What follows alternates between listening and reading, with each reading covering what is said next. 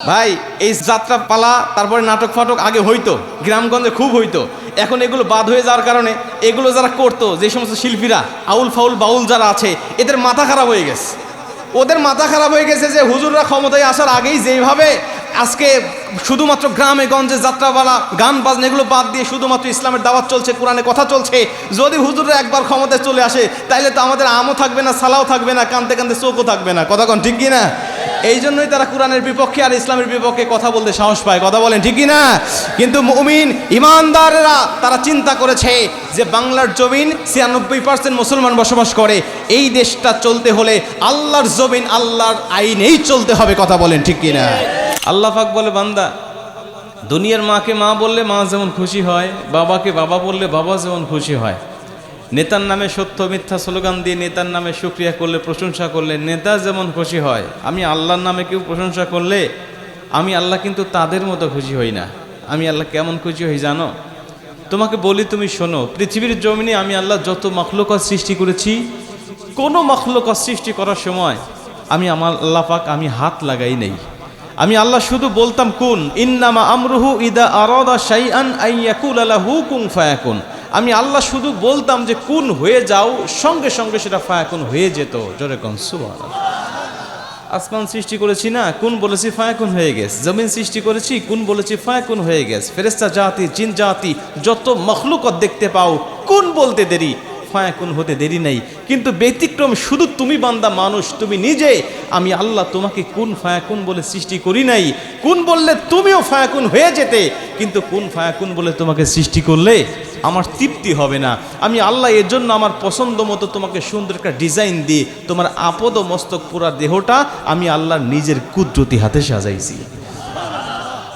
আমি আল্লাহ সব মাখলুকাত সৃষ্টি করার পরে আমি আল্লাহ তাদের প্রশংসা কুরআনুল কারীমের মধ্যে এভাবে করি নাই। আসমান সৃষ্টি করে, জমিন সৃষ্টি করে, ফেরেশতা সৃষ্টি করে, জিন জাতি সৃষ্টি করে, কোরআনের মধ্যে আমি আল্লাহ কোথাও তোমার মতো এত প্রশংসা করি নাই, বলি নাই এদেরকে আমি আল্লাহ সবচেয়ে সুন্দর করে বানিয়েছি। কিন্তু মানুষ তোমাকে সৃষ্টি করার পরে পবিত্র কোরআনের ভিতরে এক নয় দুই নয় প্রায় চারটা কসম করে বলেছি, লাকাদ খলাকনাল ইনসানা ফি আহসানি তাকওয়িম। আমি আল্লাহ তোমাকে আকাশের চাঁদের থেকেও সুন্দর করে বানিয়েছি।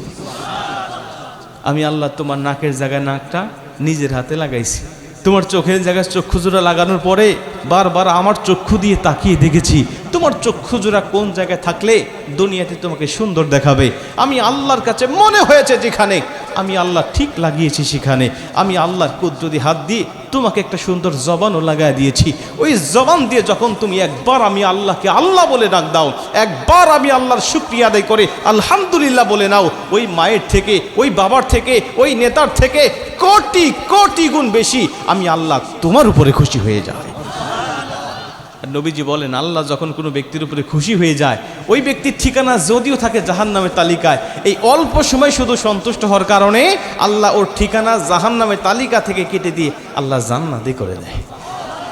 তাহলে কোন সে আল্লাহকে খুশি করার দরকার আছে না নাই?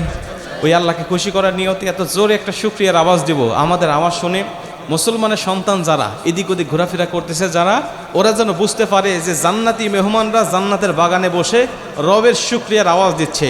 ভাই এটা যে জান্নাতের বাগান, এতে কোনো সন্দেহ আছে আপনাদের? আগামীকালকে এটা একটা সাধারণ খেলার মাঠ হতে পারে, আগামীকালকে এটা একটা স্কুলের মাঠ হতে পারে, আগামীকালকে এটা একটা উঠান হতে পারে, কিন্তু যতক্ষণ কুরআন ও হাদিসের কথা চলবে ততক্ষণ পর্যন্ত নবীজির ভাষায় এটা জান্নাতের বাগান। জোরে কোন সুবহানাল্লাহ। ভাই বলেন তো, জান্নাতের বাগানে কোনো জাহান্নামী মানুষ ঢুকতে পারে? আল্লাহর চোখে জান্নাতি হিসাবে মনোনীত যারা জান্নাতের বাগানে একমাত্র ঢুকতে পারে তারা। কথা বলেন ঠিক কি না? অতএব আমরা যারা ঢুকেছি, আল্লাহ আমাদের যাদের কবুল করেছে, নিশ্চিত ভেবে নেন যে দুনিয়ার জান্নাতের বাগানে প্রবেশ করার মতো যোগ্যতা অর্জন করেছেন, আল্লাহর চোখে মনোনীত হয়েছেন, বিধায় আল্লাহ দুনিয়ার জান্নাতের বাগানে আপনাকে ঢোকার তৌফিক দিয়েছে। অপেক্ষা বেশি দূরে নয়, আল্লাহ পাক আমাদেরকে সেই চূড়ান্ত জান্নাতের বাগানেও ঢোকার তৌফিক দিবেন। কথা কোন ঠিক কি না? এই বাংলাদেশে কিন্তু এত মুসলমান একসময় ছিল না, হাতে গোনা কয়েকজন মুসলমান ছিল। যখন বিভিন্ন আল্লাহর ওলিরা এদেশে এসে ইসলাম প্রচার করেছিল, তখন মুসলমানরা জোরে আজান দিতে পারতো না, মুসলমানরা নামাজ পড়তে পারতো না, মুসলমানরা হজ করতে যেতে পারতো না, মুসলমান প্রকাশ্যে কোরবানির সময় গরু জবাই করতে পারতো না। কোনো মুসলমান যদি কোরবানির সময় গরু জবাই করতো, ওর সন্তানকে ধরে নিয়ে এসে ওই গরুর মতোই জবাই করে দেওয়া হতো। বিভিন্ন আল্লাহর ওলিরা এদেশে ইসলাম প্রচার করলেন যখন, বেঈমান গৌর গোবিন্দ তখন মুসলমানদের উপরে অত্যাচারের স্টিম রোলার চালাচ্ছিলেন যখন, আল্লাহর ওলি শাহজালাল এসে বলেছিলেন, রে বেঈমান গৌর গোবিন্দ, এদেশে ইসলাম কায়েম হবে, ইসলামী অনুশাসনে এদেশ চলবে। বেঈমান গৌর গোবিন্দ বলেছিলেন, টুপিওয়ালার দল, পাগড়িওয়ালার দল, এ বাংলার জমিন থেকে ভেগে যাও, কোনো টুপিওয়ালার জায়গা বাংলার জমিনে হবে না। আল্লাহর ওলি শাহজালাল বলেছিল, মনে করেছো তোমার মতো আমার তো শূন্য নাই, এত জনপ্রিয়তা নাই, এত ভারী ভারী অস্ত্র নাই, তোমার হুমকি আর ধামকি দেখে লেজ গুটিয়ে পালিয়ে যাব না। এই মুসলমান পালানোর জাত নয়, মনে করো না তোমার মতো খালি হাত, তোমার মতো এত ভারী ভারী অস্ত্র নাই বিধায় খালি হাতে এসেছি। ইয়ামান থেকে একেবারে খালি হাতেও আসি নাই, এমন একটা অস্ত্র নিয়ে এসেছি যা তোমার 14 পুরুষ কখনো চোখেও দেখে নাই। জোরে কোন আল্লাহু আকবার। বেঈমান গৌর গোবিন্দ তখন আল্লাহর ওলি শাহজালাল ইয়ামিনীকে যুদ্ধের চ্যালেঞ্জ করেছিলেন। বেঈমান গৌর গোবিন্দর চ্যালেঞ্জ পাওয়ার পরে আল্লাহর ওলি শাহজালাল ফজরের আগ মুহূর্তে 360 জন আউলিয়াকে ডাকলেন। কোন আল্লাহর ওলি আসো দাঁড়াও, যার জীবনে কখনো তাহাজ্জুদ কাজা হয় নাই, যার জীবনে কখনো তাকবীরুল আসরে যায় নাই। সৈয়দ নাসিরউদ্দিন সিপাহ সালাহ দাঁড়িয়ে বলছেন, আলহামদুলিল্লাহ, আমি বালে ঘর পর থেকে নিয়ে আজও পর্যন্ত এ দুটি আমল কখনো ছাড়ি নাই। আল্লাহর ওলি শাহজালাল কপালে চুমা দিয়ে বলছে, ধন্য আপনার জীবন, আপনার পবিত্র জিহ্বাখানা নাড়িয়ে নাড়িয়ে একটু আল্লাহু আকবার আওয়াজ আপনি তুলে দেন। উনি যখন আল্লাহু আকবার আওয়াজ তুলতেছিলেন, জমিনটা থর থর করে কাঁপতেছিল। আল্লাহু আকবার আওয়াজ চলতেছে, সিলেটের জমিনে ভূমিকম্প তৈরি হয়ে গেছে। আল্লাহু আকবার আওয়াজ চলতেছে, বেঈমান গৌর গোবিন্দ রাজপ্রাসাদের মধ্যে ধূলিকম্পিত হচ্ছিল। ইতিহাস বলে আল্লাহু আকবার আওয়াজ যখন শেষ, বেঈমান গৌর গোবিন্দ রাজপ্রাসাদও আল্লাহ মাটির সাথে বিলীন করে দিয়েছিলেন। জোরে কোন আল্লাহু আকবার। ওই মুসলমান আজও আছে না নাই? সেই তাকবীর আজও আছে না নাই? ওইরকম একটি আওয়াজ দিয়ে বলেন তো দেখি, লিল্লাহে তাকবীর, নারায়ে তাকবীর। আল কোরআনের আলো, আল হাদিসের আলো, দুনিয়ার মুসলিম, লিল্লাহি তাকবীর। মুসলমান ভাইরানে আমার, খুব মনোযোগ দিয়ে কথাগুলো শুনে নিবেন। রেশেরপুরের মুসলমান, আমার আল্লাহ রাব্বুল আলামিন বলে দিলেন সূরা জুমার 39 নম্বর সূরা 24 নম্বর পারা 2 নম্বর পৃষ্ঠার প্রথম নম্বর লাইন, আয়াত নম্বরটা হলো 41। 41 নম্বর আয়াতের মধ্যে আল্লাহ চমৎকারভাবে বলেন, ইন্না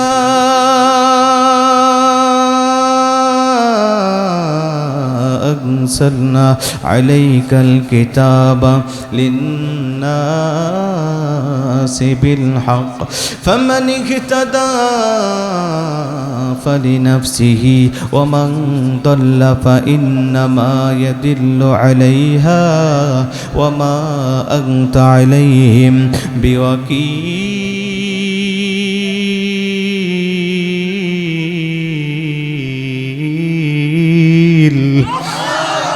আরো জোরে কোন আল্লাহু আকবার।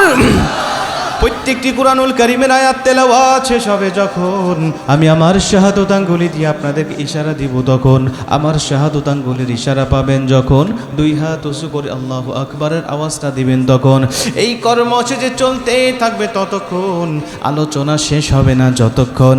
রাজি আছেন যারা যারা 2 হাত উঁচু করে আমার আল্লাহকে আবারও দেখা দেন তারা তারা আল্লাহু আকবার। মুসলমান ভাইরা আমার, খুব মনোযোগ দিয়ে কথাগুলো শুনে নিবেন। আল্লাহ রাব্বুল আলামিন বললেন, দুনিয়ার মুসলমান, আমি আল্লাহ তাআলা তোমাদেরকে জানিয়ে দিলাম, এই দুনিয়ার জমিনে তোমাদের উপরে নাজিল করে দিয়েছি 30 পারা আল কোরআন। আমি মালিক বলে দিলাম, এই কোরআন দিয়ে যদি তোমাদের ব্যক্তিগত জীবন, পারিবারিক জীবন, সামাজিক জীবন, রাষ্ট্রীয় জীবন চালাইতে পারো, আমি আল্লাহ পাকের বক্তব্য হলো, আমি আল্লাহ তোমাদেরকে হেদায়েতের পথটাকে সহজ করে দিব। তোমাদেরকে আমি আল্লাহ হেদায়েতের পথেই কবুল করে নিব। আর হেদায়েতের পথেই যখন তুমি চলতে থাকবে, তোমার ব্যক্তিগত জীবন, পারিবারিক জীবন, সামাজিক জীবন চালাইতে থাকবে, আমি আল্লাহ পাকের বক্তব্য হলো, এই অবস্থার মধ্যেই যদি তোমার মৃত্যু হয়ে যায়, ঈমান নিয়ে যখন তুমি বিদায় নিয়ে চলে যাবে, জান্নাতের জন্য আমি আল্লাহ পাক তোমাদেরকে কিয়ামত পর্যন্ত অপেক্ষামান রেখে দিব না। আমি আল্লাহ পাক তোমাদের কবরটাকেই জান্নাতের পরিবেশ করে দিব। জোরে কোন সুবহানাল্লাহ। মুমিন যখন মারা যাবে, মুমিন ব্যক্তি যখন দুনিয়া থেকে বিদায় নিয়ে চলে যাবে, আল্লাহর নবী বলে মুমিনের কবরটাকে আল্লাহ পাক জান্নাতের বাগান বানায় দিবে। তবে এই জান্নাতের বাগান হবে কয়েকটা ধরনে, এক এক প্রকার মুমিনের জন্য এক এক রকম কোয়ালিটি আল্লাহ কবরের মধ্যে রাখবেন। নবীজি বলেন এমনও কিছু মুমিন থাকবে, ওরা যখন দুনিয়া থেকে বিদায় নিয়ে চলে যাবে, লা ইউসআল ফি কবরিহি, ওর কবরে কোনো সওয়াল করা হবে না, ইল্লা ওয়াকাহুল্লাহু ফিতনাতাল কবর, ওর কবরে কোনো ফিতনা দেওয়া হবে না। ডাইরেক্ট ও মরে গিয়েছে তো কবরের মধ্যে যাওয়ার সঙ্গে সঙ্গে জান্নাতি বিছানা পেয়ে গিয়েছে। সুবহানাল্লাহ, আল্লাহু আকবার বলেন। নবীজি বলেন শুধুমাত্র তাই নয়, এটা হবে এক প্রকার মুমিন, এক প্রকার কোয়ালিটির মুমিন। দ্বিতীয় নম্বর আরেক প্রকার ইমানদার থাকবে, ওরা যখন দুনিয়া থেকে বিদায় নিয়ে চলে যাবে, কবরের মধ্যে তাকে রাখা হবে, ওদেরকে প্রশ্ন করা হবে রব সম্বন্ধে, দিন সম্বন্ধে আর নবী সম্বন্ধে। কিন্তু মুমিনের সামনে প্রশ্ন করতে দেরি করবে ফেরেশতা, মুমিন তৎক্ষণাৎ উত্তরগুলো দিয়ে দিবে। উত্তর দেওয়ার সঙ্গে সঙ্গে তাদের কবরটা জান্নাতের বাগান হয়ে যাবে। সুবহানাল্লাহ। নবীজি বলেন তিন নম্বরে আরেক প্রকার মুমিন থাকবে, এদের লাশ যখন কবরে রাখা হবে, এদেরকে প্রশ্ন করতে আসবে ফেরেশতারা, কিন্তু প্রশ্ন করার জন্য লাশ খুঁজে পাবেন না। ফেরেশতারা এসে দেখবেন কবরের মধ্যে লাশ খুঁজে পাওয়া যায় না, ফুলান এমনি ফুলান অমুকের সন্তান অমুক কিছুক্ষণ আগে দুনিয়ার থেকে বিদায় নিয়ে চলে গেছে, কিন্তু লাশ গেল কোথায়? বুখারীর বর্ণনা নবীজি বলছেন আব্দু ইযা ফুদিয়া ফি কবরিহি, মুমিনের লাশ কবরে রেখে যখন আত্মীয় স্বজনরা চলে আসে, জুতার ফিতার আওয়াজটা ওই লাশ শুনতে পায়, আমার বাবা, আমার ভাই, আমার বোন, আমার আত্মীয় স্বজন আমাকে মাটি দিয়ে আমাকে জুতার ফিতার আওয়াজ করতে করতে চলে যাচ্ছে। এই আওয়াজটা যখন মৃত ব্যক্তি কবরে থেকে শুনতে পায়, ওই সময় দুজন ফেরেশতা কবরের মধ্যে উপস্থিত হয়ে যায়, এসে তাকে প্রশ্ন করে। কিন্তু কিছু কিছু মুমিনের কবরে গিয়ে দেখবে কবরের মধ্যে লাশ নাই, গেল কোথায়? তন্ন তন্ন করে খুঁজবেন, এপার ওপার করে খুঁজবেন, ওলট পালট করে খুঁজবেন, কিন্তু লাশ খুঁজে পাবেন না। আপনারা বলতে পারেন হুজুর আমাদের শেরপুরে একটা মানুষ মারা গেলে আমরা যখন তাকে কবর দেই, কবরের মধ্যে লাশ শোয়ানোর সঙ্গে সঙ্গে আরেকটা মানুষ দাঁড়ানোর জায়গা থাকে না, এত ছোট কবর, তো এই কবরে ফেরেশতারা লাশ খুঁজে পাবেন না। তার কারণ কি? নবীজি বলে কারণ হলো মুমিনের কবর 3.5 হাত কিন্তু থাকে না। মুমিনের লাশ রেখে মুমিনেরা চলে আসতে দেরি হয়, আমার আল্লাহ ওই মুমিন ব্যক্তির দৃষ্টি সীমানা পেরিয়ে কবরটা প্রশস্ত করতে দেরি করে না। যেরকম সুবহানাল্লাহ, আল্লাহু আকবার বলেন। আপনারা দেখেন 3.5 হাত কবর, নবীজি বলে না 3.5 হাত থাকে না, মুমিনের দৃষ্টি সীমানা পেরিয়ে আল্লাহ তার কবরটা প্রশস্ত করে দেয়। এই প্রশস্ত কবরের মধ্যে ফেরেশতারা লাশটাকে খুঁজবেন কিন্তু পাবেন না। অর্থাৎ লক্ষ্য করে তাকিয়ে দেখবেন কবরের একটি কর্নারে একটা সবুজ আকৃতির একটা পাখি কবরের মধ্যে বসে আছে। নবীজি বলেন ফেরেশতারা তখন ওই পাখির কাছে যাবেন, পাখিকে ডাক দিয়ে বলেন পাখি, ফুলান ইবনে ফুলান অমুকের সন্তান অমুক কিছুক্ষণ আগে মারা গিয়েছে, এই কবরে ফেরেশতারা তাকে রেখে গিয়েছে, আমরা খবর পেয়ে আসলাম আমাদের ডিউটি পালন করার জন্য। কিন্তু কি আজীব ব্যাপার, লাশ তো খুঁজে পাই না, তুমি পাখি তাকে দেখেছো কি? আল্লাহু আকবার বলেন, তুমি পাখি তাকে দেখেছো কি? পাখি বলবে হ্যাঁ আমি তাকে দেখেছি। কোথায় দেখেছো? আরে সে তোমার ডানার নিচে আরামের ঘুম দিচ্ছে, প্রশান্তির ঘুম দিচ্ছে। খবরদার ফেরেশতা তোমরা জোরে কথা বলো না, বান্দা বলো ক্লান্ত শ্রান্ত দেহ নিয়ে দুনিয়ার থেকে সবে মাত্র আল্লাহর ইবাদত করে এই কবর এসেছে, আর আল্লাহ আমাকে সিকিউরিটি গার্ড হিসাবে তাকে পাহারা দেওয়ার জন্য নিযুক্ত করেছে। খবরদার জোরে কথা বলো না। ইসরাফিল আলাইহিস সালাম সিংগায় ফুৎকার দিবেন না যতক্ষণ আমি পাখি তাকে আরামের ঘুম পাড়িয়ে রাখবো ততক্ষণ। ফেরেশতারা বলবেন পাখি আল্লাহ আমাদেরকে ডিউটি দিয়েছেন, দায়িত্ব দিয়েছেন তাকে প্রশ্ন করার জন্য, রব সম্বন্ধে, দিন সম্বন্ধে আর নবী সম্বন্ধে তার ধারণা কেমন নেওয়ার জন্য। তুমি তাকে উত্তরটা দিয়ে দাও, বের করে দাও। উত্তর দিলে আমরা আর বিরক্ত করব না, তুমি তাকে ঘুম পাড়িয়ে রাখবে।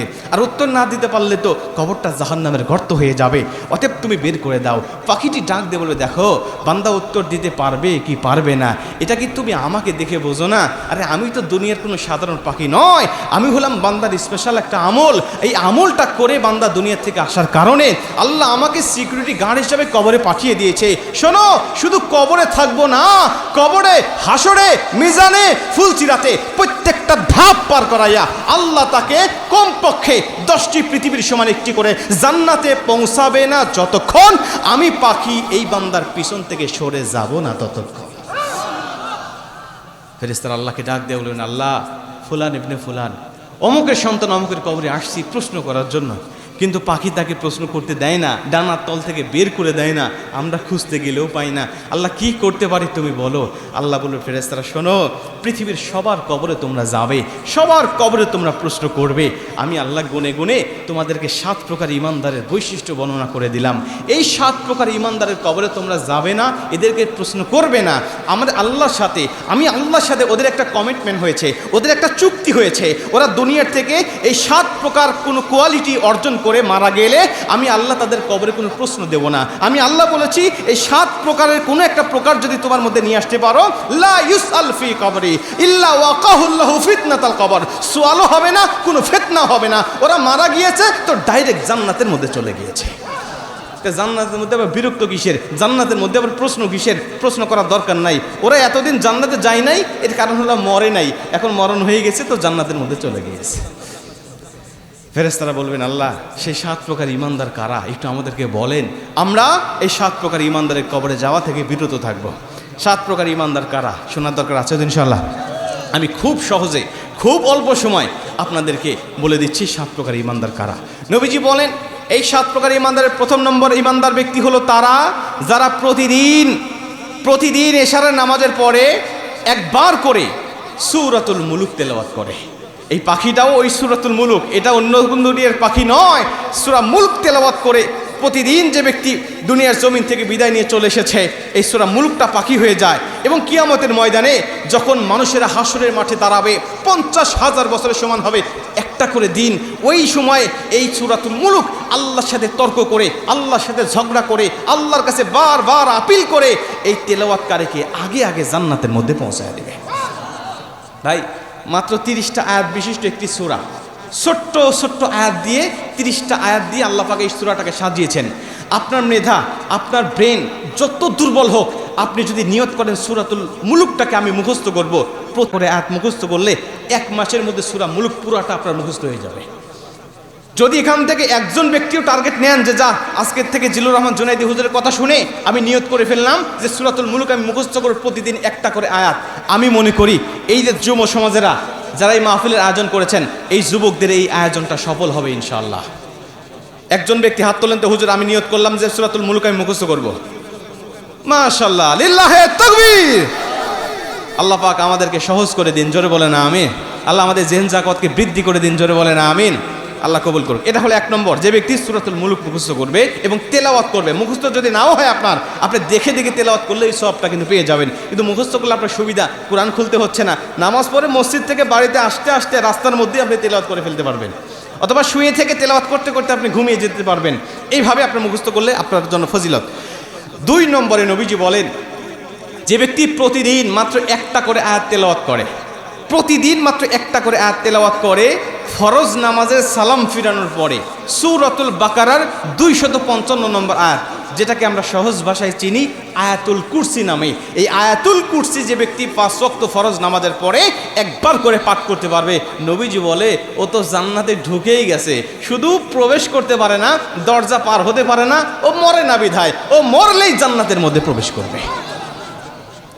আয়াতুল কুরসি আমি জানি অনেকের মুখস্থ আছে, অনেকের মুখস্থ নাই, আলহামদুলিল্লাহ অনেকের আছে অনেকের নাই। তো যাদের নাই তারা টার্গেট নেন যে আমি আয়াতুল কুরসি মুখস্থ করে নেবো ইনশাআল্লাহ। এটা শুধু আপনাকে জান্নাতে পৌঁছাবে তা নয়, নবীজি বলেন আয়াতুল কুরসির এত পাওয়ার, দুনিয়াতে মানুষ শয়তান, জিন শয়তান, খবিশ শয়তান, খান্নাস শয়তান, নাফস শয়তান, ইবলিস শয়তান, এই সমস্ত শয়তানের বিপক্ষে যুদ্ধ করার একটা হাতিয়ার। আপনি তেলাওয়াত করবেন, আপনাকে কোনো দুষ্ট জিন, দুষ্ট শয়তান আপনাকে আসর করতে পারবে না, আপনার সন্তানকে কান্নাকাটি করাইতে পারবে না। এই আয়াতুল কুরসির এত ফজিলত, আয়াতুল কুরসির আলাদা সাবজেক্ট আলোচনা করতে গেলে আলাদা একটা সাবজেক্ট নিয়ে আলোচনা করতে হয়, আমি সেদিকে যাচ্ছি না। 2 নম্বর শুধু বললাম আয়াতুল কুরসি তেলাওয়াত করতে হবে 5 ওয়াক্ত ফরজ নামাজে সালাম ফিরানোর পরে। আল্লাহ আমাদের এটাও তৌফিক দান করুক, জোরে বলেন আমিন। 3 নম্বর, এখন যে 5টা আছে এই 5টা খুব মনোযোগ দিয়ে শোনেন। এই 5টা আপনি বুঝতে পারবেন যে আপনার মা বাবা ভাই বোন আত্মীয় স্বজন যারা মারা গেছে, এই 5টা লক্ষণের কোনো একটা লক্ষণ যদি তাদের মধ্যে পেয়ে যান বা তাদের মধ্যে দেখা যায়, তাহলে বুঝে নিয়েন খুশ নসিব, ও লোকটা জান্নাতি হয়ে মৃত্যুবরণ করেছে। 1 নম্বরে নবীজি বলছেন, মান কানা আখিরু কালামিহি লা ইলাহা ইল্লাল্লাহ ফাদাখালাল জান্নাহ। অর্থ শোনার আগে একবার কোন সুবহানাল্লাহ। নবীজি বলেন, যে ব্যক্তি দুনিয়ার জমিন থেকে বিদায় নেওয়ার সময় লাস্ট কথাটা বলে ফেলেছে লা ইলাহা ইল্লাল্লাহ, মানে কালেমা পাঠ করতে করতে যে ব্যক্তি দুনিয়া থেকে বিদায় নিয়ে চলে গেছে, আমি নবীজি বললাম দাখালাল জান্নাহ, আল্লাহ পাক তাকে জান্নাতের মধ্যে প্রবেশ করা দিয়েছে।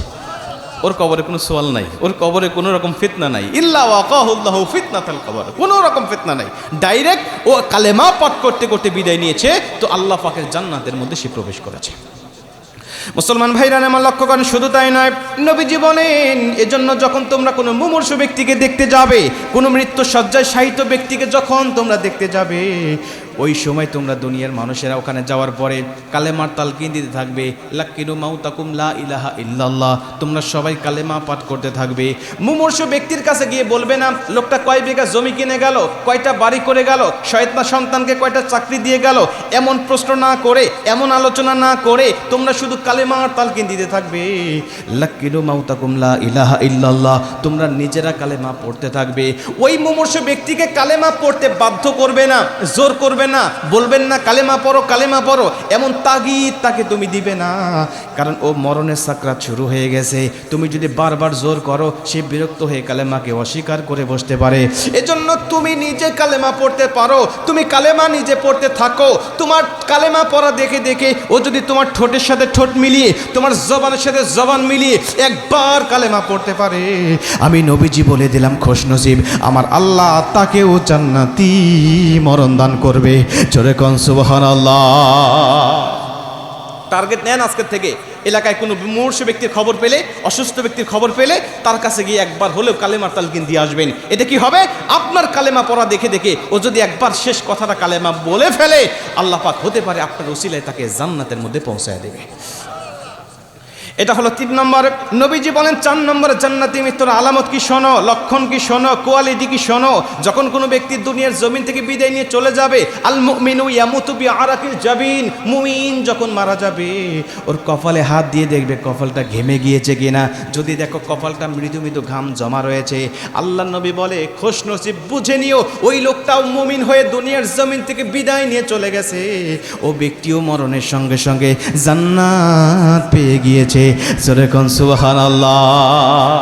আল মুমিনু ইয়ামুতু বিআরাকিল জাবিন, নবীজি বলছে মুমিন মারা গেলে কপালটা ঘেমে যায়, মুমিন মারা গেলে কপালটা ঘেমে যায়। অতএব তোমরা কপালে হাত দিয়ে যদি দেখো মৃদু মৃদু ঘাম জমা আছে, খুশ নসিব মনে করে নিও লোকটা মারা গিয়েছে, তো সরাসরি হেঁটে হেঁটে জান্নাতে চলে গিয়েছে। এটা হলো 4 নম্বরে। নবীজি বলে 5 নম্বরে জান্নাতি মৃত্যুর আলামত শোনো, আল মাউতু আলা আমালিন সালেহ, আল মাউতু আলা আমালিন সালেহ, যে ব্যক্তি দুনিয়ার জমিন থেকে ভালো কাজ করতে করতে বিদায় নিয়ে চলে যাবে, আমলে সালেহ করতে করতে দুনিয়ার থেকে বিদায় নিয়ে চলে যাবে। নামাজ পড়তে পড়তে সেজদায় গিয়ে লোকটা দুনিয়ার থেকে বিদায় নিয়ে চলে গেছে, রমজান মাসে রোজা রাখতে রাখতে লোকটা দুনিয়ার জমিন থেকে বিদায় নিয়ে চলে গেছে, হজ করতে গিয়ে লোকটা দুনিয়ার জমিন থেকে বিদায় নিয়ে চলে গেছে, কোরআনের কথা বলতে গিয়ে, কোরআনের কথা শুনতে গিয়ে, কোরআনের প্রচার করতে গিয়ে, আল্লাহর জমিনে আল্লাহর দ্বীনকে কায়েম করার আন্দোলন করতে গিয়ে লোকটা দুনিয়ার জমিন থেকে বিদায় নিয়ে চলে গেছে। আল্লাহর নবী বলে খুশনসিব ভেবে নাও, আমার আল্লাহ তাকেও জান্নাতি মরণ দান করেছে। জোরে কোন সুবহানাল্লাহ। আল্লাহু আকবার বলে, আল মাউতু আলা আমালিন সালেহ, ভালো কাজ করতে করতে মারা গিয়েছেন তো আল্লাহ আপনাকে জান্নাত দিবেন, আর খারাপ কাজ করতে করতে মারা যাবেন তো আপনার মরণ হবে জাহান্নামী মরণ। এই যে মাহফিলে আসছেন, এই মাহফিলে আসছেন, এখন যদি কোনো ব্যক্তি দুনিয়ার জমিন থেকে বিদায় নিয়ে চলে যান, আল্লাহ রাসূলের এই হাদিস অনুযায়ী আপনার খুশনসিব হবে, আপনি জান্নাতি মরণ পেয়ে গেছেন। আর যদি আপনি নাটকের মঞ্চে গিয়ে, গানের প্যান্ডেলে গিয়ে, যাত্রার প্যান্ডেলে গিয়ে যদি মারা যান, নবীজির হাদিস অনুযায়ী আপনি জাহান্নামী মরণ পাবেন। আমি শুনে খুবই খুশি হলাম, আশ্চর্য হলাম যে আপনাদের এই এলাকায় নাকি আগে গানের আয়োজন হতো, নাটক টাটক এইগুলো হইতো। হ্যাঁ, এটুকু হইতো না? না আপনারা জানেন না মনে হয়, মাঝে মাঝে হইতো। দর্শক কারা ছিল? আপনারাই তো মনে হয়, নাকি বাহির এলাকা থেকে আসতো? আপনারাই তো থাকতেন, আপনারাই তো শুনতেন। যাক, আল্লাহ আপনাদেরকে হেদায়েত দিয়েছে। এখন ওইগুলো বাদ দিয়ে এখন এরকম একটা তাফসীর মাহফিলের আয়োজন করতেছেন। এখন থেকে শুনলাম যে প্রতি বছর তাফসীর মাহফিলের আয়োজন হবে, নাটক ফাটক যাত্রা পাত্রা একেবারে বাদ। আলহামদুলিল্লাহ বলেন।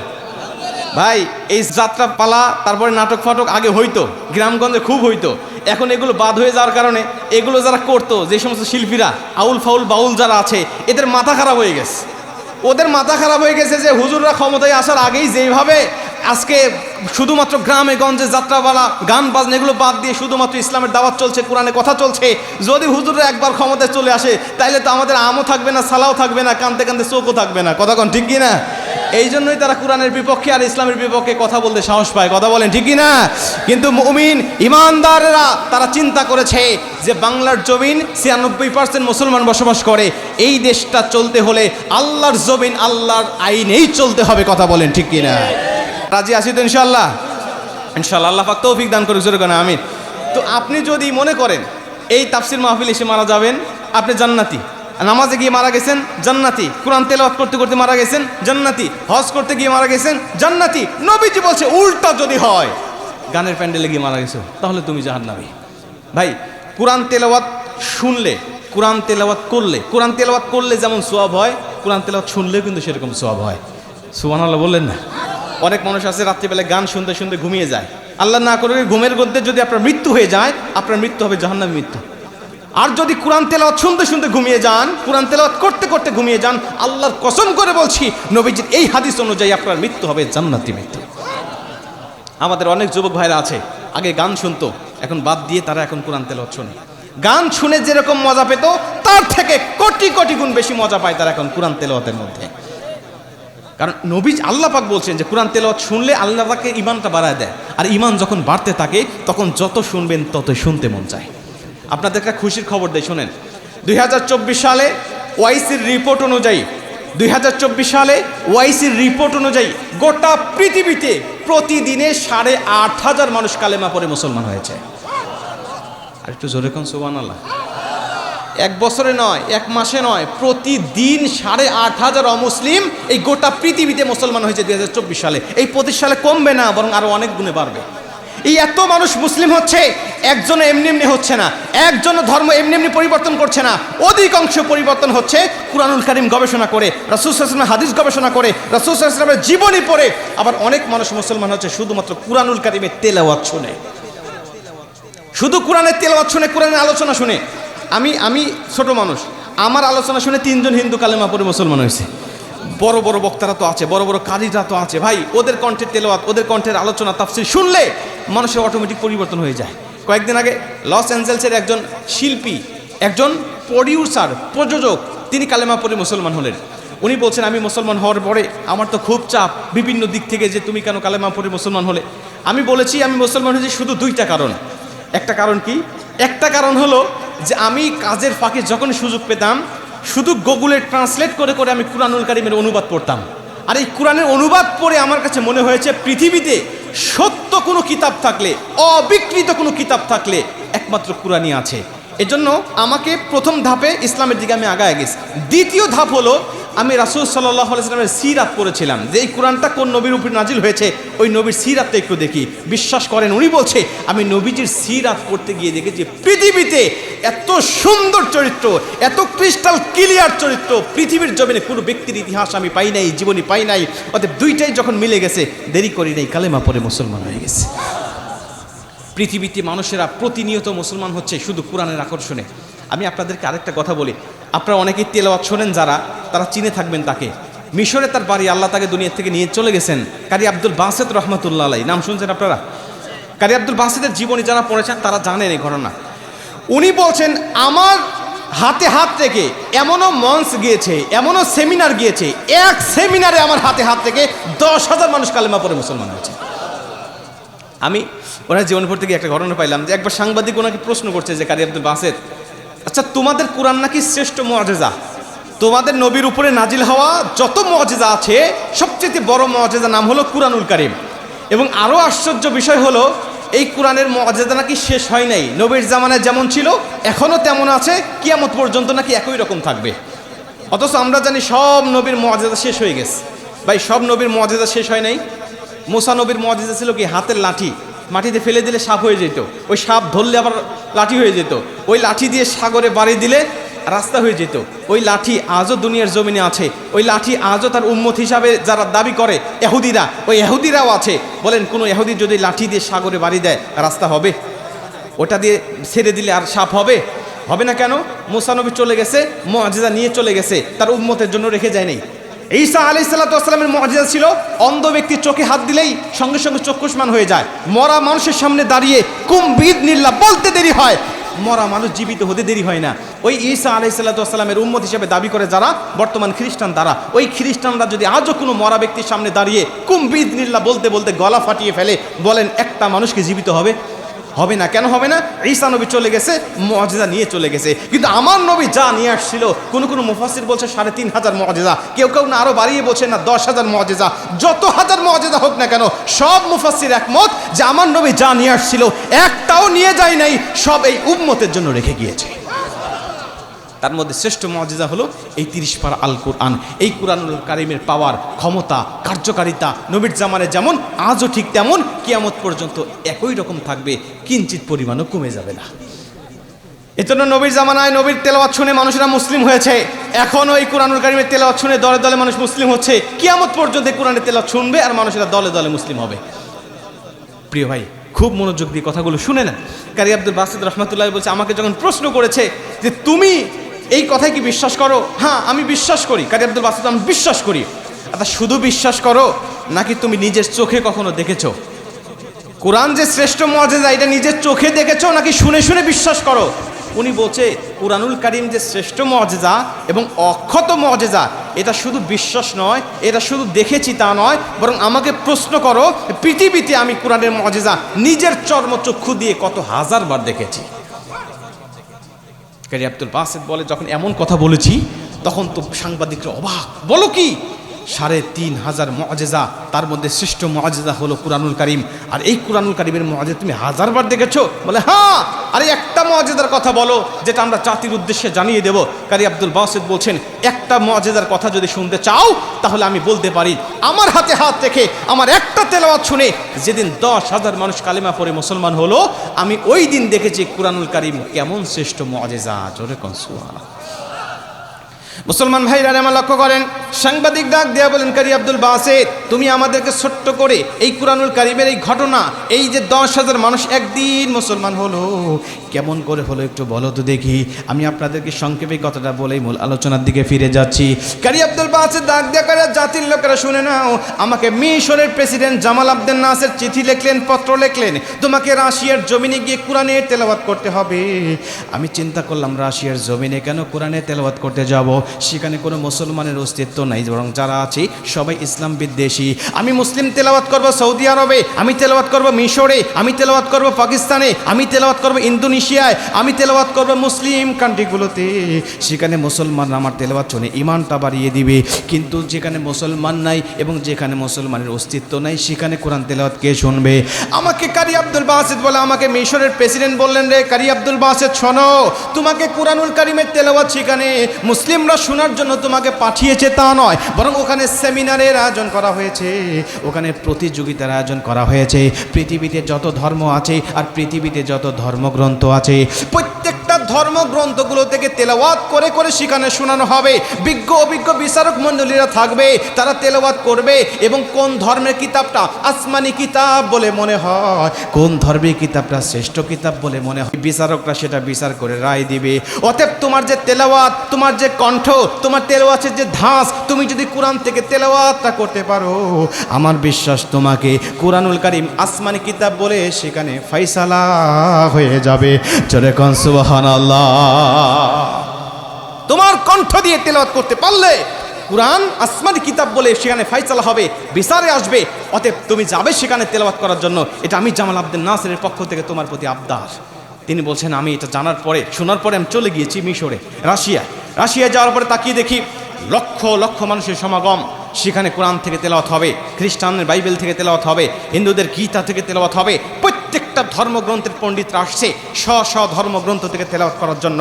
আমাকে বসতে দিয়েছে একটি ওয়েটিং রুমে। সেখানে গিয়ে দেখি সব ধর্মের পণ্ডিতরা বসা আছে। আমি পরিচিত হচ্ছিলাম তাদের সাথে, কে কোন ধর্ম থেকে এসেছে, কার কি পরিচয়। আমার সাথে খুব ভালোভাবে সবাই কথা বলছিল। কিন্তু যখন আমার পরিচয়টা পেয়েছে, আমি মুসলিম পরিচয় পাওয়ার পরে তারা আমাকে দিয়ে নাক সিটকানো শুরু করছে।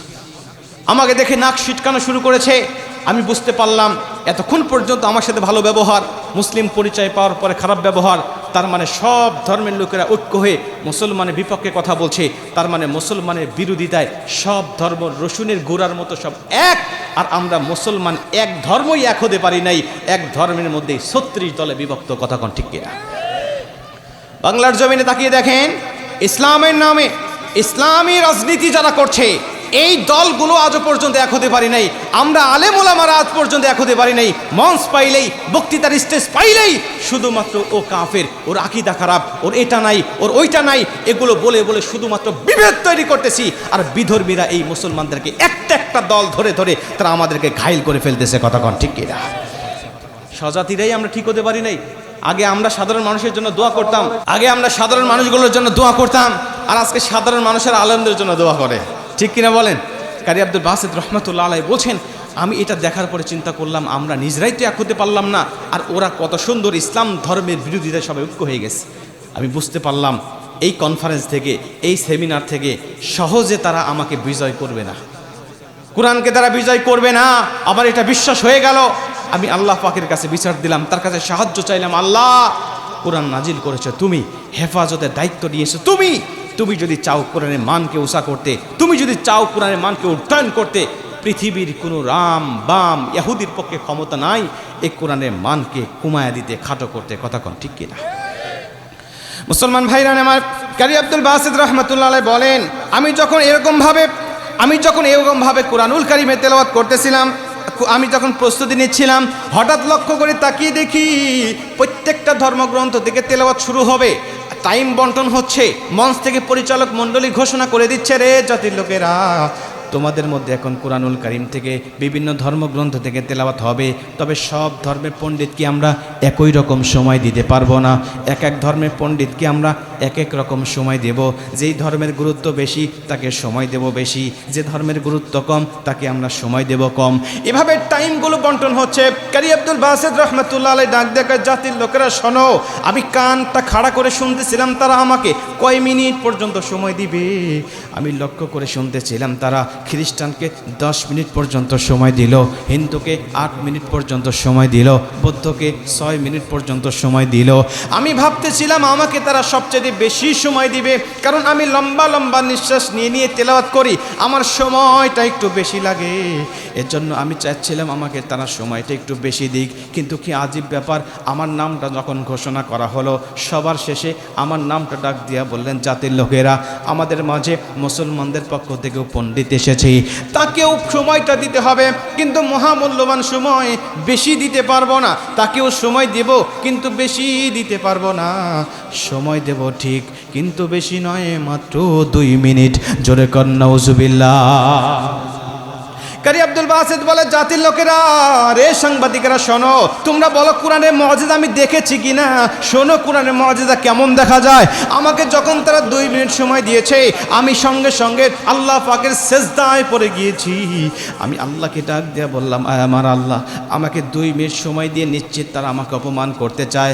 আল্লাহ, তুমি তো জানো, তুমি আমাকে লম্বা নিঃশ্বাস দান করেছো, আমি এক নিঃশ্বাসেই সুর দিয়ে 2 মিনিটের উপরে তেলাওয়াত করতে পারি। তার মানে তারা আমাকে এক নিঃশ্বাস পর্যন্ত সময়টা দিল না। আমাকে অপমান করার জন্য তারা মারাত্মক চক্রান্ত করেছে। আল্লাহ, তোমার কাছে আমার একটা মাত্র আরজি থাকবে, আল্লাহ, এই কনফারেন্স থেকে তুমি আমাকে বিজয় দান করো, এই কোরআনকে বিজয় করো, ইসলামকে তুমি বিজয় করো। কারি আব্দুল বাসিত রহমতুল্লাহ আলাইহি বলে, আমি সেজদায় গিয়ে আল্লাহ পাকের কাছে দোয়া করতেছিলাম। দোয়া কবুলের যত শর্ত আছে সব শর্তগুলো মেনে মেনে দোয়া করতেছিলাম। আমি আল্লাহ পাককে ডাক দিয়া বললাম, আল্লাহ, তুমি কেন আমার দোয়াটা কবুল করবে না? আমি সূরাতুল আরাফের একটা আয়াত আমার মনে পড়ে গেল। আল্লাহ পাক বলে, ওয়ালিল্লাহিল আসমাউল হুসনা ফাদউহু বিহা। কেউ যদি আমার কাছে দোয়া করে আমার নাম ধরে, সিফতি নাম ধরে, ইসমে আজম ধরে, আমি আল্লাহ তখন তার খালি হাতটা ফেরত দেই না। কত কঠিন মুসিবত হোক না কেন, দেওয়ালে পিঠ থেকে যাক না কেন, ওই সময়ও যদি বান্দা আমি আল্লাহ পাকের সিফতি নামগুলো ধরে ধরে দোয়া করতে পারে, আমি আল্লাহ পাক সেখান থেকে তাকে মুক্ত করে দেই। আমি আল্লাহ সেখানে তার দোয়াটা কবুল করে নেই। কারি আব্দুল বাসিত রহমতুল্লাহ আলাইহি বলে, আমি ওইখানে সেজদায় গিয়ে আল্লাহ পাকের সিফতি নামগুলো ধরে ধরে দোয়া করতেছিলাম। হাদিস শরীফের মধ্যে আল্লাহ পাকের নাম বর্ণিত হয়েছে 99টি নাম। তিনি বলে, এই 99টি নাম ধরে ধরে আল্লাহ পাকের কাছে দোয়া করতেছিলাম। আমি ডাক দিয়া বললাম, আমার আল্লাহ, তুমি তো সেই আল্লাহ, তিনি হু আল্লাহুল্লাযী লা ইলাহা ইল্লাহু আর রহমানুর রহিমুল মালিকুল কুদ্দুসুস সালাম আল মুমিনুল মুহাইমিনুল আজিজুল জব্বারুল মুতাকাব্বির আল খালিকুল বারিউল গফফারুল কাহারুল ওয়াজ্জাকুল আহাবুর রাজ্জাকুল ফাহিদুল গফফার। তিনি বলছেন, আল্লাহ পাকের এই নামগুলো ধরে ধরে যখন আমি দোয়া করতেছিলাম, আল্লাহ পাকের 99টি নাম ধরে ধরে যখন দোয়া চলতেছিল আমার, আমি তাকিয়ে দেখি খ্রিস্টানদের পণ্ডিত চলে গিয়েছে, জাস্ট টাইমে তেলাওয়াত করে তিনি মঞ্চ থেকে নেমে এসেছে। আমি দেখলাম হিন্দুদের পণ্ডিত চলে গিয়েছে, জাস্ট টাইমে তেলাওয়াত করে তিনি মঞ্চ থেকে নেমে চলে এসেছে। সবাই জাস্ট টাইমে তেলাওয়াত করে মঞ্চ থেকে নেমে আসে। ভাবলাম আমাকেও জাস্ট টাইমে শেষ করতে হবে, বেশি সময় তার আমাকে দিবে না। কিন্তু আল্লাহ পাকের কাছে দোয়া করার পরে আমার নামটা ডাকা হলো, আমি চলে গেলাম মঞ্চে। সবার শেষে আমাকে বলা হলো, কারি আব্দুল বাসেত, আমরা অনুষ্ঠানের শেষ পর্যায়ে চলে এসেছি, 2 মিনিট সময়কে তোমার জন্য নির্ধারণ করেছি। এই 2 মিনিটের মধ্যেই তোমার তেলাওয়াতটা শেষ করতে হবে। আমরা 2 মিনিটের আগে তোমাকে একটা সিগন্যাল দেব, সিগন্যাল পাবে যখন তেলাওয়াতটা বন্ধ করে দিবে তখন। সিগন্যাল পাওয়ার পরেও যদি তেলাওয়াত তোমার বন্ধ না হয়, আমরা তোমার মাইক্রোফোনটা বন্ধ করে দেব। মাইক্রোফোন বন্ধ হওয়ার পরেও যদি তেলাওয়াত করতে থাকো, মঞ্চ থেকে অপমান করে তোমাকে নামায় দেব। কারি আব্দুল বাসেত রহমতুল্লাহ আলাইহি বলে, আমি আল্লাহকে ডাক দেয়া বললাম, আল্লাহ 2 মিনিট পরে যদি মাইক্রোফোনটা বন্ধ হয়ে যায়, আল্লাহ তেলাওয়াত করলে কেউ শুনবে না, আর 2 মিনিট তেলাওয়াত করে এ জাতির সামনে কোরআন শ্রেষ্ঠ কিতাব প্রমাণ করতে পারবো না।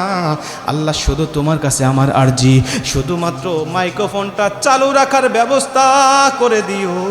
এই দায়িত্ব তোমার।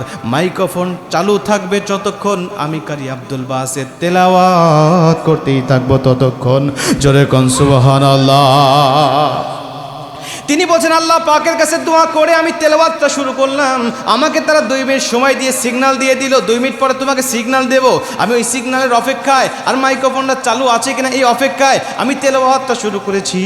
আমি আল্লাহ পাকের সাহায্য চেয়েছিলাম, ইস্তেখারা করে, আল্লাহ কোন সূরা থেকে তেলাওয়াত করলে জাতির জন্য কল্যাণকর হবে, এরা সবচাইতে ভালো শুনবে, ওদের দিলে আঘাত করবে, তুমি বলে দাও। আমি ইস্তেখারা করার পরে আমার পরামর্শ আসলো এটা, রে কারি আব্দুল বাসেত, তুমি ওই সূরা থেকে তেলাওয়াত করো যেই সূরা তেলাওয়াত শুনে হযরত ওমর ফারুকের মতো কঠোর হৃদয়ের মানুষও কালেমা পড়ে মুসলমান হয়ে গিয়েছিল। ওই সূরা তহা থেকে তেলাওয়াত করে আজকের কাফেরদেরকে শুনিয়ে দাও। কারি আব্দুল বাসেত রহমাতুল্লাহ আলাইহি ডাক দিয়া বলে, আমি সেই কুরআনুল কারীম সূরা তহা থেকে তেলাওয়াতটা শুরু করে দিয়েছি। আমি সূরা তহা থেকে যখন তেলাওয়াত চলতেছিল, আমি 2 মিনিট সময় নিয়ে তেলাওয়াতটা আমার স্টার্ট হয়ে গিয়েছে। আউযু বিল্লাহ বিসমিল্লাহ বলে একটা টান দিয়েছি, আর চক্ষুটা খুলে জনগণের দিকে তাকিয়ে দেখি জনগণ আমার তেলাওয়াত শুনতেছে নাকি বিরক্ত তারা হয়ে যাচ্ছে। আমি তাকিয়ে দেখি আমার দিকে হাঁ করে তারা তাকিয়ে আছে। মন মানসিকতা এ জগতে নাই, মনে হচ্ছে অন্য জগতে চলে গেছে। আমি সুযোগটা হাতছাড়া করি নাই, লম্বা লম্বা নিঃশ্বাস নিয়ে নিয়ে তেলাওয়াত আমার শুরু হচ্ছে। এক নিঃশ্বাস তেলাওয়াত শেষ হয়, অন্য নিঃশ্বাস তেলাওয়াত আমার শুরু হয়। এক পৃষ্ঠা তেলাওয়াত শেষ হয়, অন্য পৃষ্ঠা তেলাওয়াত আমার শুরু হয়। এক কারির লাহানে কোরআনে তেলাওয়াত শেষ হয়, অন্য লাহানে কোরআন কারিমে তেলাওয়াত শুরু হয়ে যায়। 7 লাহানে কোরআনের তেলাওয়াত করতে পারতাম। আমি তেলাওয়াত করতেছি করতে করতে করতে করতে ঘড়ির দিকে লক্ষ্য করে তাকিয়ে দেখি 45 মিনিট সময় পার হয়েছে। একটা পরিচালক আমার তেলাওয়াতে বাধা পরিবর্তন করে না। একটা পরিচালক আমাকে বাধা দেয় নাই। আমি যখন নিজেই সাদাকাল্লাহুল আযীম বলে তেলাওয়াতটা বন্ধ করে দিয়েছি, তেলাওয়াতটা বন্ধ হওয়ার পরে আমি তাকিয়ে দেখি সবাই পিনপতন নীরবতা, কারো মুখে কোনো কথা নাই, সবাই আমার দিকে হাঁ করে তাকিয়ে আছে। ওই যে পরিচালক যিনি আমাকে 2 মিনিট সময় দিয়ে আমাকে সিগন্যাল দেওয়ার কথা বলেছিল, উনি আমাকে ডাক দেয়া কয়, রে কারি আব্দুল বাসেত, আমরা তোমাকে 2 মিনিট সময় দিয়েছিলাম আর বলেছিলাম 2 মিনিট পরে তোমাকে একটা সিগন্যাল দেওয়া হবে। সিগন্যাল পাবে যখন তুমি তেলাওয়াত বন্ধ করবে তখন। এখনো তোমাকে সিগন্যাল দেওয়া হয় নাই, তেলাওয়াত কেন বন্ধ করেছো? আল্লাহু আকবার। এখনো তোমাকে সিগন্যাল দেওয়া হয় নাই, তেলাওয়াত কেন বন্ধ করেছো? তুমি সিগন্যাল পাবে না যতক্ষণ তেলাওয়াত করতেই থাকো ততক্ষণ। জোরে কোন সুবহানাল্লাহ। কারি আব্দুল বাসেত বলে, সাংবাদিক তোমরা বলো কোরআনের মুজিজা আমি নিজের চর্ম চোখে দেখেছি কিনা? আরে শোনো, আমি পরিচালককে ডাক দিয়ে বললাম, ঘড়ির দিকে তাকিয়ে দেখেন কত বাজে। উনি ঘড়ির দিকে তাকিয়ে লাফিয়ে উঠতে লাগলেন, এটা কিভাবে সম্ভব বলো?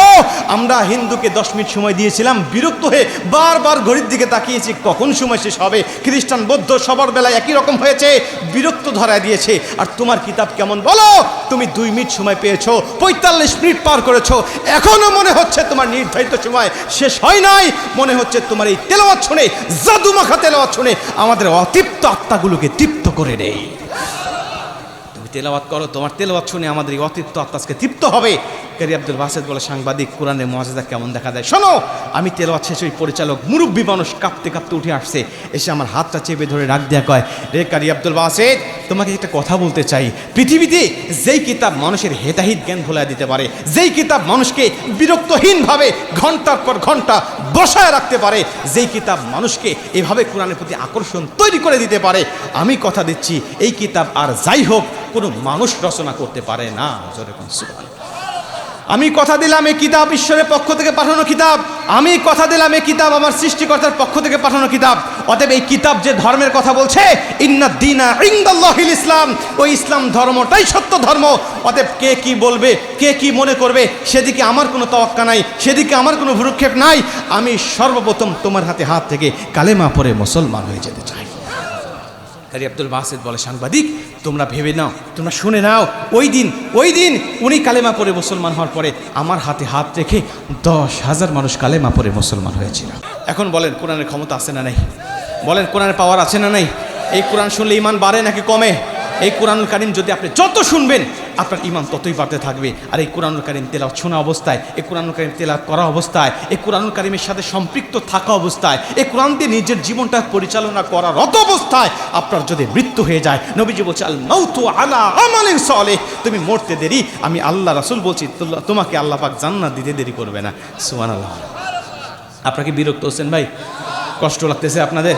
আমি এই দিকে আসিনি ইতিপূর্বে, আপনাদের এই দিনের বেলায় আমি ভাবছিলাম কি হবে না হবে। আলহামদুলিল্লাহ আপনাদের আলোচনা শোনার প্রতি আগ্রহ আর সারা শব্দ দেখে আমি খুবই খুশি হয়েছি। অনেক জায়গায় গেলে পরে বিভিন্ন মাহফিলের বক্তারা যখন কথা বলি আমরা, শ্রোতা মাঠ ভরা থাকে, কিন্তু বক্তার সাথে শ্রোতারা আওয়াজ দিতে চায় না। হুজুর ওয়াজ করতে করতে শহীদ হয়ে যান, মারা যাবেন, দাফন কাফন হবে, মাগার সুবহানাল্লাহ মুখ দিয়ে বের হবে না। আমি দেশে যে মাহফিলগুলো করি তার থেকে আমার বাহিরে মাহফিল বেশি হয়। বিশেষ করে ইন্ডিয়ায় মাহফিলে গেলে ওইখানে কিছু শ্রোতা পাওয়া যায়, সারা রাত ওয়াজ শুনবে, মাঠ ভরা শ্রোতা, ভিতরে ওই ইন্ডিয়ান গজা পাওয়া যায়, ওইগুলো নিয়ে এসে বসবে, সারা রাত খাবে আর ওয়াজ শুনবে, কিন্তু কোনো রকম আওয়াজ নাই। তো ওই মরুভূমির মধ্যে ওয়াজ করা যায় না, আধা ঘন্টা আলোচনা করতে গা ঘেমে যায়। তা আপনাদের মধ্যে শ্রোতা পাইলে মোটামুটি ঘন্টার পর ঘন্টা আলোচনা করা যায়, কিন্তু আমার সময় শেষ হয়ে গেছে। আপনারা মন খোলা শ্রোতা, মানে কৃপণ শ্রোতা নয়। কৃপণ বোঝেন আপনারা? আপনাদের লেখে কৃপণ আছে?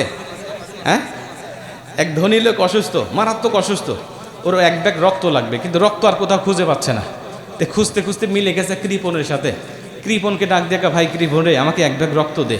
কৃপণ কয়, তোর মাথা খারাপ, আমি ভাতই ঠিক মতো খাই না, আর তোকে আমি রক্ত দেবো, আমি সেই পেলে আর কয় না, এক ব্যাগ রক্ত না দিলে তো আমি বাঁচবো না, এক ব্যাগ রক্ত আমাকে দিতেই হবে। কোনোভাবেই রাজি হয় নাই। জোর করে ধরে নিয়ে, ধনী মানুষ তো আমাদের শিল্পপতির মতো, জোর করে ধরে নিয়ে হাসপাতালে গিয়ে নিবে তো নিবে, একেবারে 3 ব্যাগ রক্ত দিয়ে দিচ্ছে। কৃপণ কাঁদতেছে, আমার সব নিয়ে নিল রে, আমার সব নিয়ে নিল। না, সব তো নেই নাই, মাত্র 3 ব্যাগ নিছি। ধনী লোকটা পকেট থেকে ব্যাংকের চেক বের করে ডাক দেখে, শোন, আমি জানি তুই 3 ব্যাগ রক্ত দিছিস, তুই ক্লান্ত, আগামী 3 মাস কমপক্ষে তুই কাজকর্ম করতে পারবি না, শরীরে শক্তি পাবি না, তুই তোর সংসার চলবে কেমন করে? এর জন্য আমার বিবেক আছে, আমি তোকে 3 লক্ষ টাকার চেক দেখে দিলাম, এই 3 লক্ষ টাকা দিয়ে তুই 3 মাস বসে বসে খাবি। কৃপণ লোকটা 3 লক্ষ টাকা চেক দেখে ডাক দিয়ে, ভাই আমি আরো 3 ব্যাগ রক্ত দেবো। ও তো মারা যাওয়ার কথা, কয় না আমি আরো দেবো। কয় না, এখন লাগবে না, লাগবে যখন আমি তোকে ফোন দেবো তখন। 3 মাস পরে আবার ফোন দিয়েছে, হ্যালো কৃপণ কোথায়? কয় আসি তো বাসায়। কয় জলদি চলে অমুক জায়গায়। কে? রক্ত লাগবে। কয় কখন লাগবে, কোথায় লাগবে, শুধু বলেন, এ বান্দা হাজির হয়ে যাবে। বান্দা হাজির, 1 ব্যাগ রক্ত দেওয়ার কথা, ও জোর করে 2 ব্যাগ দিছে, যে কমপক্ষে 2 লক্ষ টাকা আমি পাবো। ধনী লোকটা তার পাশে এসে ডাক দেখে, কৃপণ রে, হাদিয়া নিবি না? কয় হাদিয়া তো নেওয়ার জন্য এত রিস্ক নিছি। পকেট থেকে ব্যাংকের চেক বের করা বাদ দিয়ে 2 টাকার নোট বের করছে 5টা, তার মধ্যে 3টাই ছিঁড়া। মানে 10 টাকার মধ্যে 6 টাকা অসল, 4 টাকা ভালো। ওর হাতে দিয়ে ও যে কৃপণ রে নিয়ে যা। কৃপণ তো রেগে মেগে আগুন, ডাক দিয়ে আমি হাজলামা বলেন, গতবার দিলেন 3 লক্ষ টাকা, প্রতি ব্যাগের বিনিময়ে 1 লক্ষ করে টাকা, সেই হিসাব করলে এবার হয় 2 লক্ষ টাকা, আর তা না দিয়ে দিয়েছেন আমাকে 10 টাকা, তাও 6 টাকাই সেরা। ধনী লোকটা ডাক দিয়ে, কৃপণ রে, মন খারাপ করিস না, গত 3 মাস আগে তোর থেকে রক্ত নিয়েছিলাম 3 ব্যাগ, তখন ছিলাম আমি ধনী, আমার মনও ছিল ধনী, বিশ্বাস কর, তুই কৃপণী এতই খারাপ, তোর রক্ত খারাপ, তোর রক্ত যেদিন থেকে আমার শরীরে ঢুকছে আমি আর ধনী নেই, তোর মতোই কৃপণ হয়ে গেছে আমি। বিশ্বাস করেন, এরকম কৃপণ শ্রোতার তালে যখন বক্তারা পড়ে, তখন ওই শ্রোতা, ওই বক্তা, ওই শ্রোতাদের মতোই কৃপণ হয়ে যায়। আধা ঘন্টা আলোচনা করতে বক্তার গা ঘেমে যায়, কিন্তু আপনাদের মতো শ্রোতা পাইলে মোটামুটি 2-3 ঘন্টা আলোচনা করা কোনো ব্যাপার নয়। যেরকম আল্লাহু আকবার। কিন্তু সময় তো নাই, আমার সময় শেষ হয়ে গেছে। কারি আব্দুল বাসেত রহমতুল্লাহ আলাইহির কথা বলছিলাম 5 নম্বরে, মনে আছে আপনাদের? আর 2টা বাদ আছে, বলবো না শেষ করে দেবো? ও চলে আসছে, আচ্ছা হুজুর চলে আসছে, তাহলে তার কথা বলা সম্ভব নয়। প্রিয় ভাইরা আমার, তাহলে যদি আল্লাহ পাক কখনো সুযোগ করে দেয় ইনশাআল্লাহ আবারও আপনাদের সাথে কথা হবে। তো বক্তা বসায় রেখে কথা বলা যায় না, এটা মানানসই হয় না, এটা অন্যরকম দেখা যায়। তো যাই হোক, আলহামদুলিল্লাহ আমি আপনাদের জন্য দোয়া করছি। এতক্ষণ পর্যন্ত আপনারা ধৈর্য ধারণ করার কথাগুলো শুনলেন, এর জন্য আমি আপনাদের জন্য দোয়া করছি। আল্লাহ পাক আজকে যেমন এই 10 মায়ের 10 সন্তানকে একত্রিত হয়ে একটি দ্বীনি মাহফিল, একটি দ্বীনি বৈঠকে আমাদেরকে বসার তৌফিক দান করলেন। আল্লাহ যেন জান্নাতের মধ্যেও আমাদেরকে জান্নাতি শ্রোতা হিসাবে বসার তৌফিক দান করেন। জান্নাতের মধ্যে একটা মাহফিল হবে, কিন্তু জানেন তো ওই জান্নাতের মধ্যে যে মাহফিলটা হবে ওইখানে শ্রোতারা কিন্তু, বক্তারা কিন্তু এত নর্মাল থাকবে না। ওইখানে বক্তা, যিনি বিশেষ বক্তা থাকবেন, উনি হলেন দাউদ আলাইহিসসালাম। আমি তাফসিরে পড়েছি দাউদ আলাইহিসসালাম যখন কোরআন থেকে তেলাওয়াত করবেন, ওনার একটা কণ্ঠ থেকে 80 রকম সুর বের হবে। জান্নাতীরা পাগল হয়ে যাবে, বলবে আল্লাহ এ কি শুনতেছি, আল্লাহ আর কিচ্ছু লাগবে না, আমাদের আর কিচ্ছু লাগবে না। আল্লাহ বলবে এটা শুনেই পাগল, আরে এরপরে তো আরও আছে, তোমরা কি এর থেকে সুমধুর তেলাওয়াত শুনতে চাও না? জান্নাতীরা বলবে আল্লাহ এর থেকে কি সুমধুর তেলাওয়াত হতে পারে? আল্লাহ বলবেন হ্যাঁ হতে পারে। আরে দাউদ নবীর উপরে কোরআন নাজিল হয় নাই, দাউদ নবী কোরআনের কিচ্ছু জানে না, আমি ইলম দিলাম, বিদায় সূরা তোহা থেকে তেলাওয়াত শুরু করলো। এজন্য আমি আল্লাহ পাক যে নবীর উপরে কোরআন নাজিল করেছিলাম, যে নবী কোরআনের জন্য মার খেয়েছে, দান শহীদ করেছে, ওই নবীর জবান থেকে এখন সূরা ইয়াসিন থেকে তেলাওয়াত শোনো, কেমন শোনা যায়। আমার নবী যখন সূরা ইয়াসিন থেকে তেলাওয়াত করবেন, ভাই আমি আপনাদের বোঝাতে পারবো না আমার নবীর কণ্ঠ সেদিন কেমন হবে। আমার নবী সূরা ইয়াসিন থেকে তেলাওয়াত করবে, আপনারা পাগল হয়ে যাবেন, বলবে আল্লাহ আল্লাহ কিচ্ছু লাগবে না, হুর লাগবে না, ঝর্ণা লাগবে না, শরাব লাগবে না, কিচ্ছু লাগবে না, শুধু আমার নবীর জবান থেকে তেলাওয়াত শুনতে শুনতে আজীবন আমরা জান্নাতের মধ্যে থাকতে চাই। আপনারা বলবেন আল্লাহ কিচ্ছু লাগবে না। আল্লাহ এরপরে আবার ডাক দিয়ে বলবেন জান্নাতি এর থেকেও কি সমুদ্র তেলাওয়াত তোমরা শুনতে চাও না? জান্নাতীরা বলবে আল্লাহ এর থেকে সমুদ্র তেলাওয়াত হতে পারে, এটা আমাদের আর বিশ্বাস হয় না। আল্লাহ পাক বলবেন কেন বিশ্বাস হবে না? দাউদ নবীকে কণ্ঠ দিয়েছি আমি আল্লাহ নিজে, আমার হাবিবুল্লাহকে কণ্ঠ দিয়েছি আমি আল্লাহ নিজে, কিন্তু আমি আল্লাহ নিজের কণ্ঠে, নিজের গলায় কত সুর রেখে দিয়েছি তোমরা তো জানো না। আমি আল্লাহ এখন আমার কণ্ঠকে উজাড় করে দিয়ে সূরা রহমান থেকে তেলাওয়াত করে তোমাদের শোনাতে চাই। ভাই আমি পারবো না বোঝাতে আল্লাহর কণ্ঠ সেদিন কেমন হবে। দুনিয়ার কোনো বক্তার পক্ষে সম্ভব নয় আপনাদেরকে কিঞ্চিত ধারণা দেওয়া যে আল্লাহর কণ্ঠ সেদিন কেমন করে আপনাদের তেলাওয়াত করবেন। আল্লাহ সেদিন আর রহমান বলবেন না, আল্লাহ আনার রহমান বলে একটা টান দিবেন, আনার রহমান বলে শুধু একটা টান, একটা সুর আল্লাহ পাক যেদিন আপনাদের সামনে দিবেন, সব পর্দাগুলোকে ভেদ করে জান্নাতের মধ্যে প্রথম দর্শন হবে। আপনাদেরকে দেখে আল্লাহ রাব্বুল আলামিন যখন তেলাওয়াত শুরু করবেন, আল্লাহ পাকের আর রহমান তেলাওয়াত শুনে, আনার রহমান তেলাওয়াত শুনে জান্নাতীরা জান্নাতের ভিতরে হাজার হাজার বছর পর্যন্ত বেহুশ হয়ে পড়ে থাকবে, তাদের হুশ ফেরত আসবে না। আল্লাহ পাক যেন সেই দিন আমাদের সবাইকে ওই জান্নাতি মাহফিলে জান্নাতের শ্রোতা হিসাবে আল্লাহ পাক যেন আমাদের সবাইকে কবুল করেন। জোরে বলেন আমিন।